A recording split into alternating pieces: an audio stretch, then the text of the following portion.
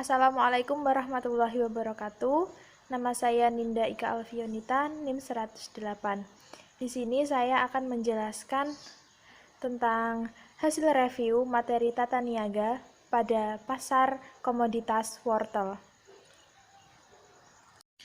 Baik, langsung saja kita mulai. Untuk pokok pembahasan ada 3. Yang pertama itu pendekatan komoditas, pendekatan kelembagaan, dan pendekatan fungsional.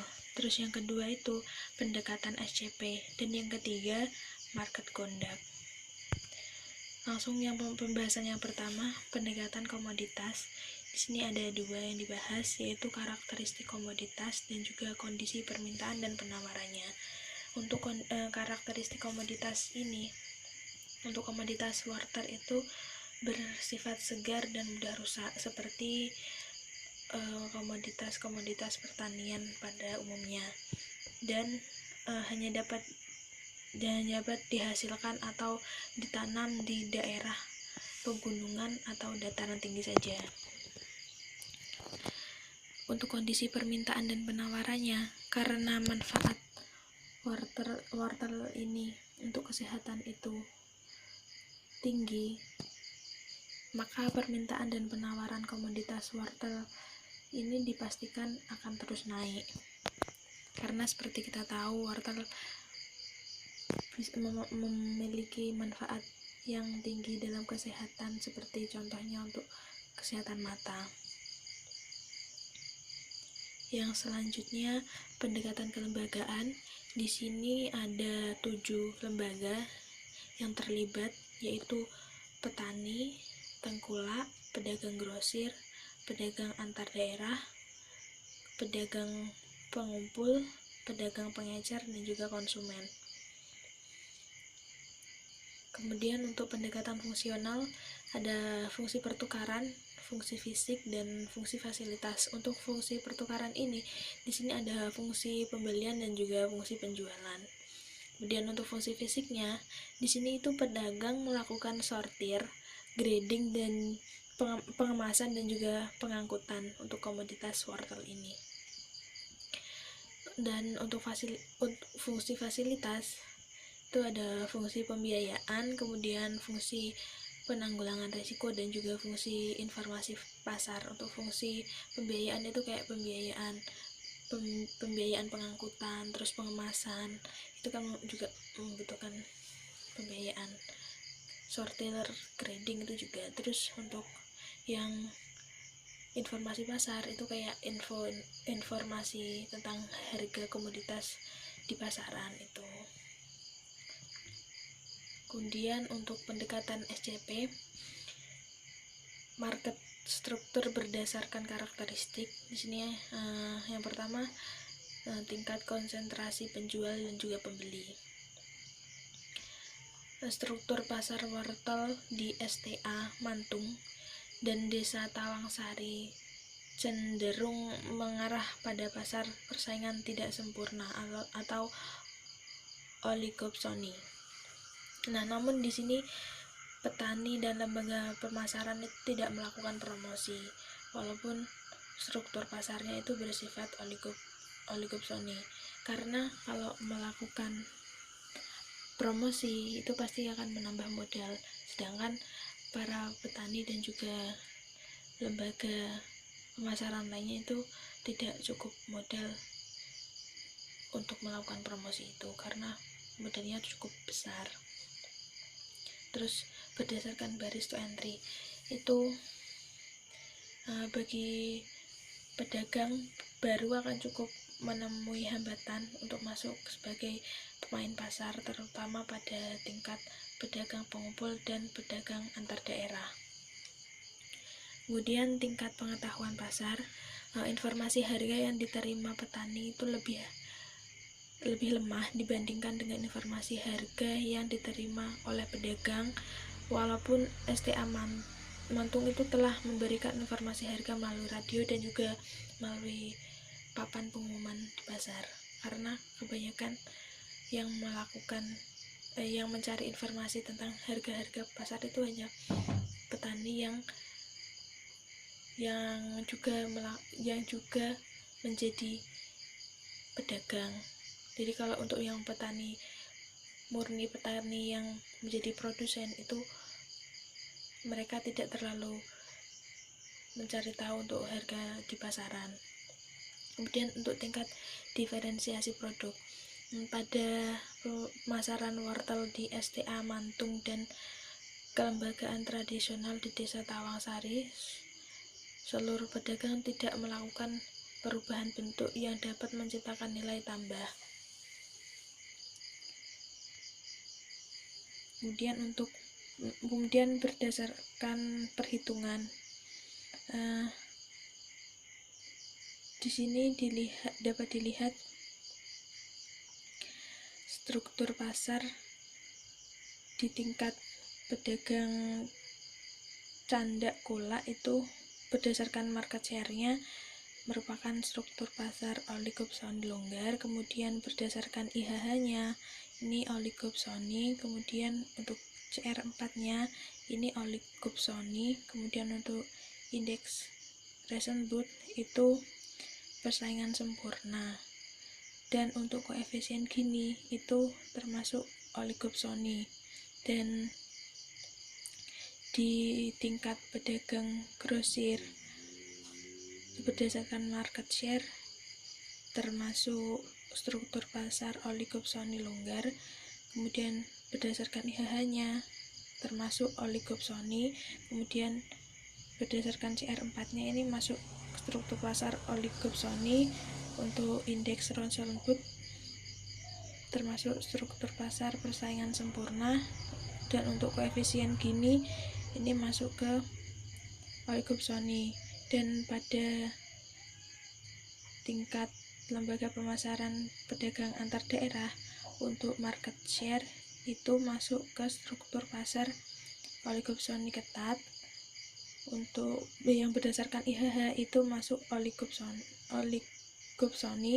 dan untuk CR4 itu masuk ke struktur pasar monopsoni. Kemudian berdasarkan indeks Rosenbluth itu masuk ke persaingan sempurna, dan berdasarkan koefisien Gini ini masuk ke struktur pasar oligopsoni.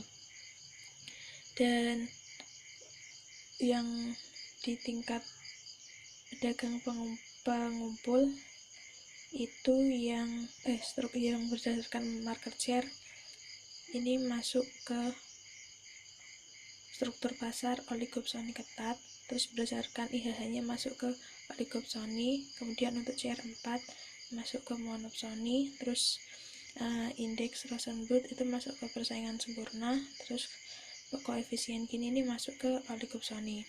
Nah, yang terakhir di tingkat pedagang pengecer ini struktur pasar berdasarkan market share-nya itu masuk ke oligopsoni longgar. Untuk IHH-nya masuk ke oligopsoni, untuk CR4-nya masuk ke oligopsoni, kemudian untuk indeks Rosenbluth ini masuk ke persaingan sempurna, dan untuk koefisien Gini masuk ke struktur pasar oligopsoni.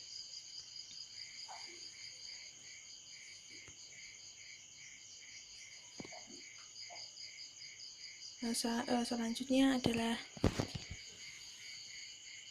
market conduct.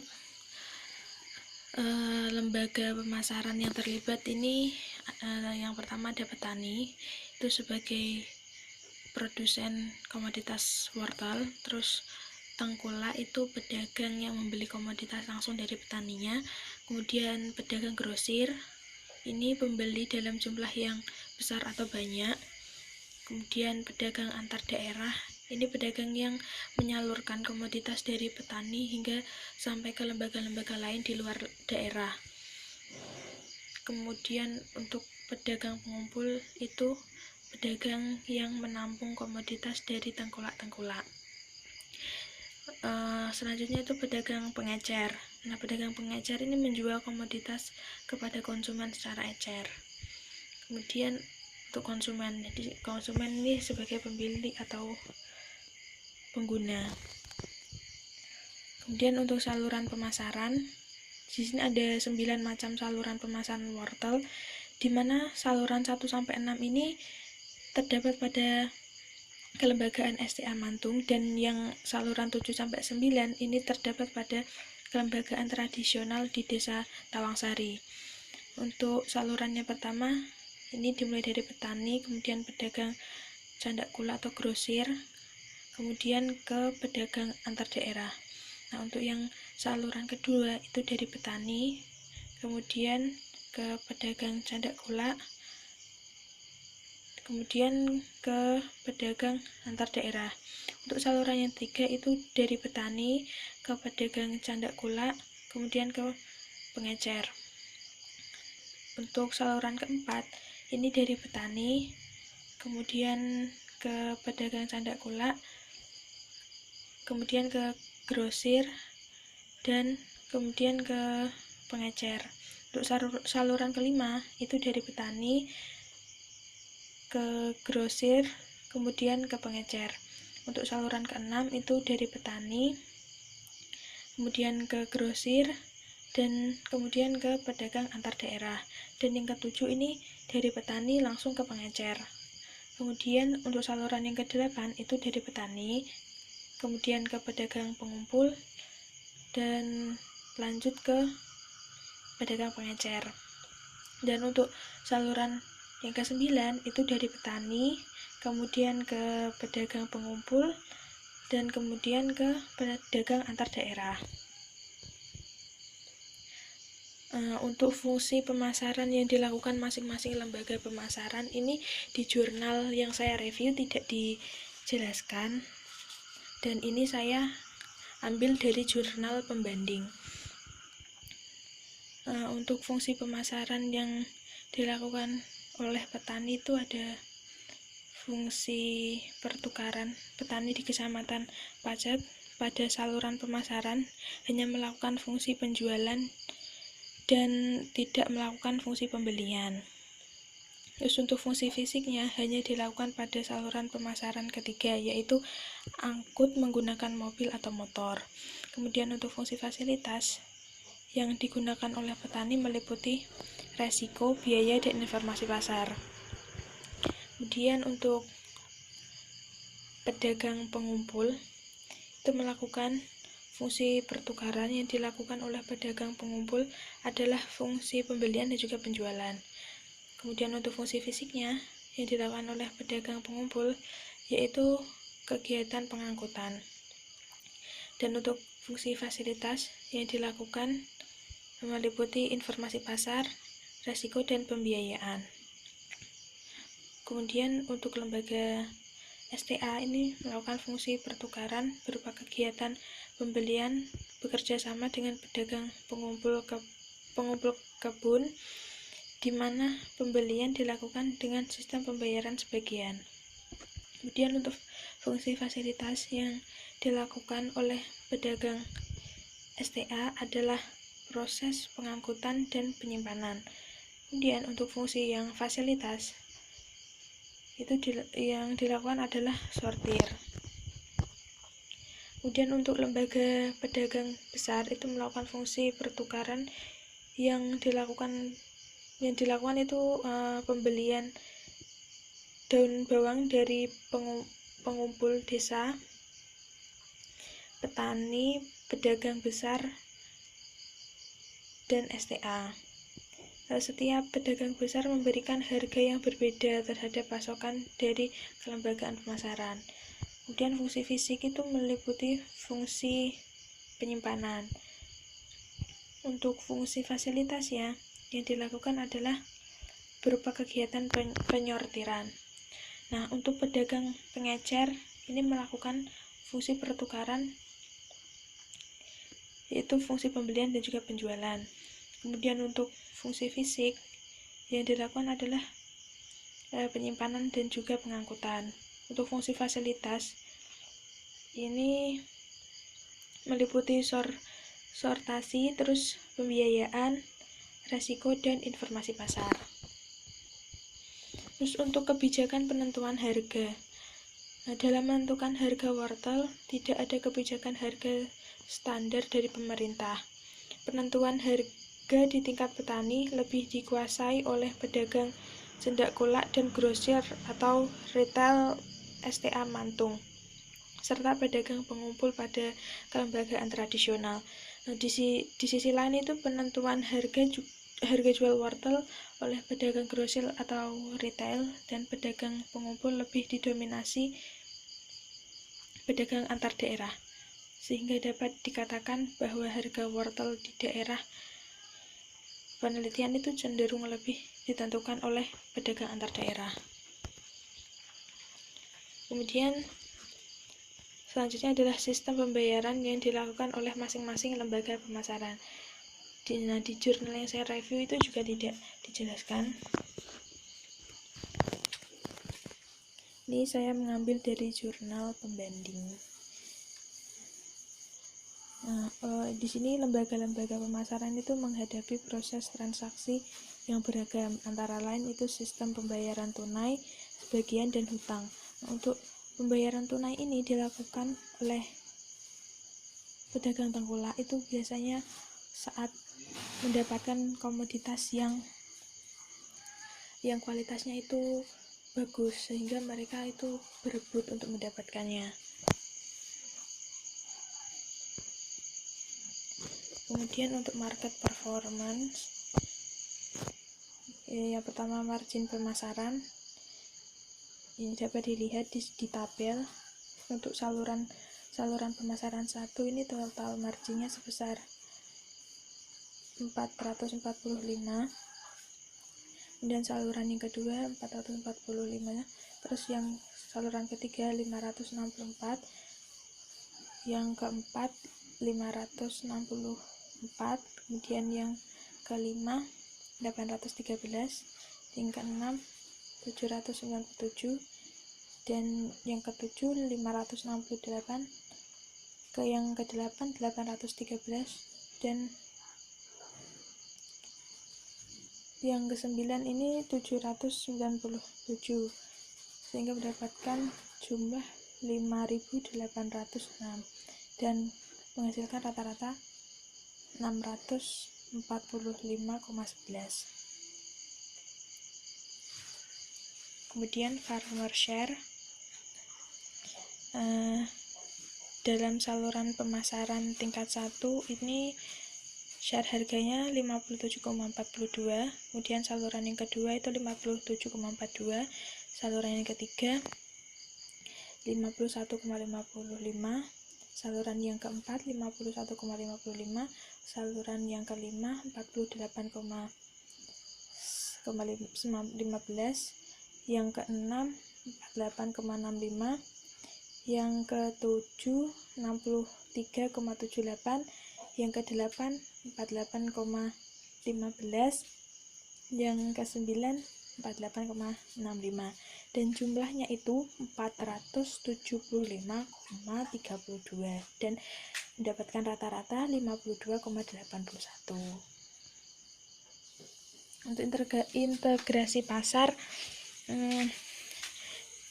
di dalam jurnal ini juga tidak dijelaskan, sehingga saya mengambil dari jurnal pembanding. Penelitian menunjukkan bahwa fluktuasi harga produsen dan harga konsumen itu meningkat sesudah kebijakan rekomendasi impor produk hortikultura itu diberlakukan. Nah, kalau berdasarkan uji kointegrasi menunjukkan ada keterkaitan jangka panjang antara harga dan di tingkat petani dan juga harga di tingkat konsumen. Namun untuk uji kausalitas itu tidak menunjukkan adanya hubungan sebab akibat antara harga produsen dan juga harga konsumen. Hal ini menunjukkan bahwa keterkaitan derajat integrasi pasar bawang merah di Indonesia itu tidak kuat. Ini adalah daftar pustaka saya. Mungkin itu saja yang dapat saya sampaikan. Terima kasih. Mohon maaf bila ada kekurangan dan juga kelebihannya. Terima kasih. Wassalamualaikum warahmatullahi wabarakatuh.